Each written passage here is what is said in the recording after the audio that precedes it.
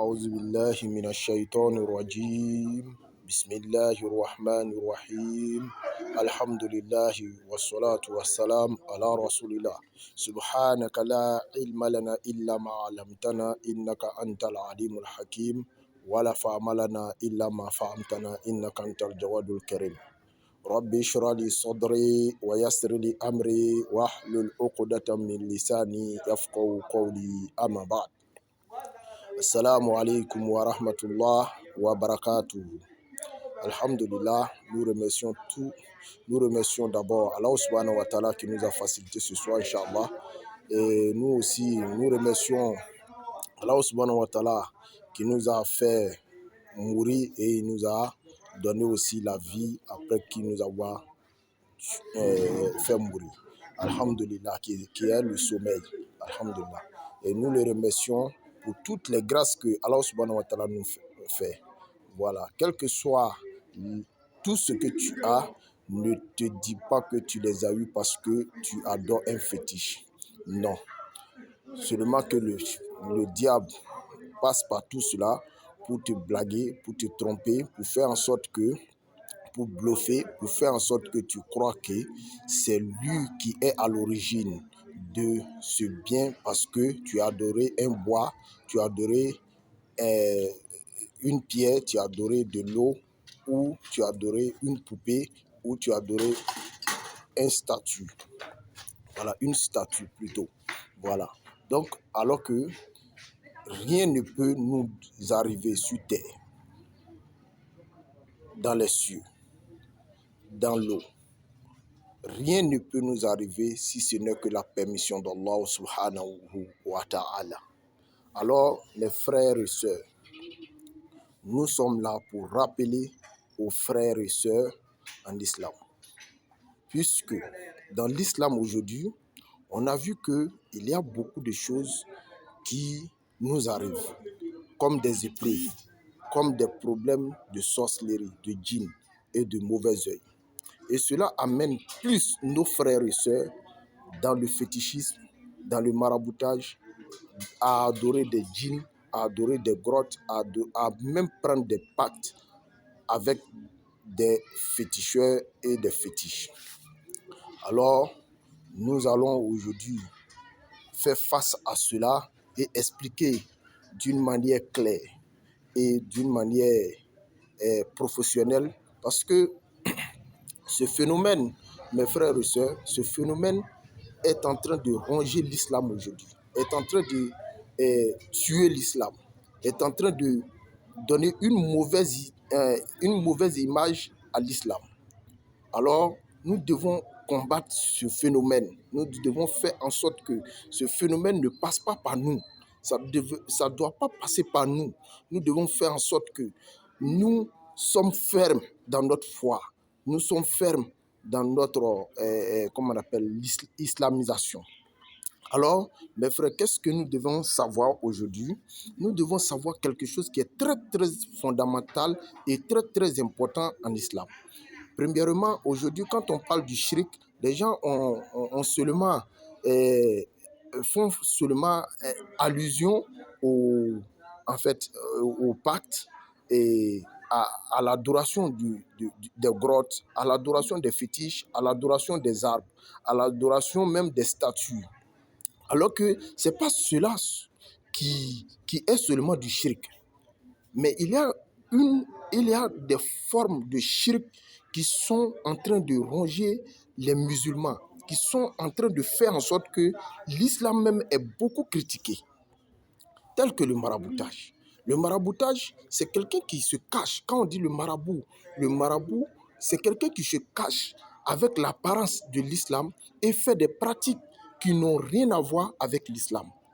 Alors que quand quelqu'un voit quelqu'un qui a l'apparence islamique, qui a les barbes, qui a les boubous, qui a l'accoutrement de l'islam, automatiquement ces personnes-là pensent que c'est les musulmans qui sont à l'origine de ces mal, qui sont à l'origine de ces phénomènes qui détruisent la vie des hommes, la vie de l'humanité. Alors que l'islam, que ce soit l'islam, que ce soit le christianisme, tous bannissent ces genres de pratiques. Mais ces maraboutages-là sont tellement ancrés dans l'islam qu'on n'arrive même plus à savoir qui d'eux et de ceux qui pratiquent bien l'islam est sur la vérité. Et comme ça, les chrétiens, les animistes pensent que tant que c'est cela, tant que c'est ça l'islam, alors nous n'allons pas adhérer comment on appelle, à cette pratique. Parce que sans cette pratique, comment on appelle, excusez, Alhamdulillah, excusez-nous, j'étais en train de parler pour ne pas que je sois interrompu d'une manière. Voilà. Donc, voilà un peu. Et ça effraie les autres, puisque eux, ils se disent automatiquement que c'est du fétichisme. C'est du fétichisme pur. Et l'islam aussi reconnaît que c'est du fétichisme pur. Le christianisme aussi reconnaît que c'est du fétichisme pur. Et même l'humanisme même reconnaît que c'est du fétichisme pur. Puisque il faut aller chez eux pour désunir un couple bienheureux. Est-ce que c'est l'islam qui nous le dit? Est-ce que c'est ça qui est écrit dans l'islam? Est-ce que c'est ça qui est le Coran? Est-ce que c'est ce que le Coran nous ordonne de faire? Alors, si c'est ce que le Coran nous ordonne de faire, alors, moi, en tant qu'un chrétien, je ne vais jamais adhérer à cette pratique qui est l'islam, cette manière de l'islam. Oui, je ne vais pas adhérer. Voilà pourquoi, comment l'image de l'islam est gâtée. Et si, pour être, comment on appelle, pour évoluer en islam, il faut apprendre à détruire le travail d'autrui avec des chiffres, bien sûr écrits en arabe. Et les gens pensent que c'est ça l'islam, alors que ce n'est pas ça l'islam. Ça n'a rien à voir avec l'islam. Seulement que l'arabe, c'est comme une langue. Il faut qu'on le sache. Il faut qu'on soit précis. L'arabe, c'est une langue. On peut l'écrire comme on écrit des lettres en français, comme on écrit des lettres en anglais. Voilà. Donc, l'arabe, c'est une langue. Et automatiquement, quand on voit des choses, automatiquement, nous, on se dit que non, c'est vrai, effectivement, ce sont des musulmans, c'est le Coran qui est écrit, c'est comme ça. Et aussi, voilà qu'ils ont écrit Bismillahir Rahmanir Rahim, et aussi Allahumma salli ala Muhammad wa ala Muhammad. Et on a écrit aussi des carrés magiques, ou soit des choses. Donc, c'est tout ça qui est ancré même dans notre islam aujourd'hui. C'est ça qui est ancré dans notre islam. Et c'est ça que même des imams ont pris comme l'islam, comme une forme de travail que eux-mêmes ils en ont eu, comme des travails que eux-mêmes ils ont eu. Comme sans ça, tu ne peux pas vivre, tu ne peux pas faire l'islam, tu ne peux pas être connu, tu ne peux pas être imam, tu ne peux pas être respecté. Et quand c'est comme ça, automatiquement, nous donnons du dégoût de notre islam, de notre religion, en tout cas aux autres religions. Alors mes frères, voilà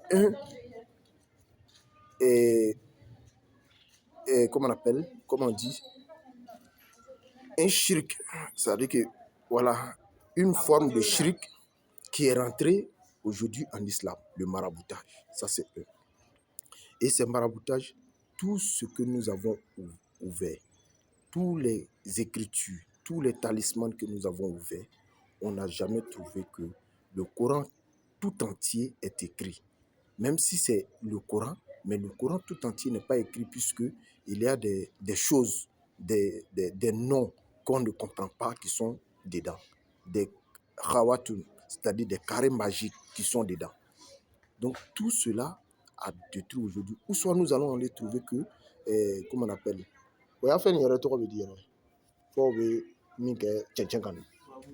voilà, nous allons aller trouver que c'est des chiffres écrits en très, voilà, la géomatie. Voilà, la géomatie. Nous allons trouver que c'est la géomatie qui est dedans. Seulement qu'il a écrit Bismillah et Allahumma salli ala Muhammad. C'est tout ça qui est écrit dedans. Et nous sommes allés trouver plein de choses comme ça. Mais tout ça, ça sert à quoi? Est-ce que c'est écrit dans le Coran? Est-ce que c'est écrit dans les hadiths? Non, il n'y en a pas. Il n'y en a pas.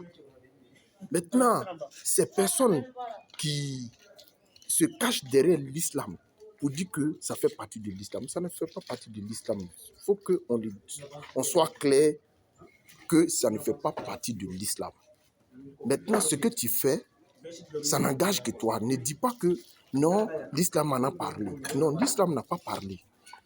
Voilà, l'islam n'a pas parlé. Même quand on dit géomatie, il y a d'autres qui prennent des hadiths pour dire que non, le prophète dit, sallallahu alayhi wa sallam, que si pour toi, et si la géomatie que nous faisons, et que ça tombe sur celle de Idriss, qui était un prophète, alayhi salatu wa salam, voilà, que si ça tombe pour lui, c'est que c'est bon. Mais, c'est comme si tu disais que, comment on appelle, de la manière que tu attrapes le poisson, si ça tombe sur un bosso, voilà, un bosso c'est celui qui est les pêcheurs en Afrique, qu'on dit un bosso, voilà, que de la manière que tu pêches, si tu pêches de la même manière que le bosso, c'est que tu es devenu un bosso. Mais est-ce que cela peut te faire en sorte que comment tu peux savoir comment le bosso il pêche? Et comment tu peux savoir que le bosso par la manière de pêcher peut te rendre peut faire de toi un bosso? Jamais, ça ne peut pas se faire. Ça ne peut pas se faire. Alors, ne prenez pas l'islam pour couvrir votre mauvaise besogne. Voilà. Ne prenez pas l'islam pour couvrir votre mauvaise besogne.